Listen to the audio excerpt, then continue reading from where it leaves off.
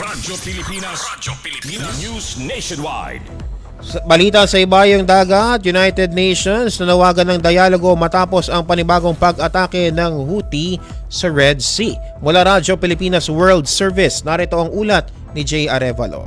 Radyo Pilipinas. Radyo Pilipinas. Report. Nananawagan ng United Nations o UN para sa agarang pagbabalik sa usapang pangkapayapaan matapos ang panibagong pag-atake ng grupong Houthi sa Red Sea. Ayon kay UN Special Envoy for Yemen Hans Granberg, ang tumitinding tensyon ay nagbabanta sa seguridad ng rehiyon at maaaring magdulot ng mas mabigat na epekto sa mga sibilyan sa Yemen. Binigyang diin niya na ang patuloy na sagupaan ay maaaring magpalawak ng umiiral na krisis at higit pang makasagabal sa mahalagang rutang pandagat na dinadaanan ng pandaigdigang kalakalan. Hinikayat din ng opisyal ng UN ang lahat ng sangkot na panig na pairalin ng pagpipigil at bigyang prioridad ang diplomasya kaysa karahasan na matagal nang nagpapahirap sa milyon-milyong Yemeni. Patuloy namang binabantayan ng pandaigdigang komunidad ang sitwasyon sa Red Sea dahil sa pangambang maapektuhan ang supply ng langis at iba pang kalakal sa pandaigdigang merkado. Umaasa ang UN na mananaigang dialogo upang maiwasan ng mas malawak na kaguluhan sa gitnang silangan. Mula sa RP World Service para sa Bagong Pilipinas, ito si Jay Arevalo, Radyo Pilipinas, Radyo Publiko.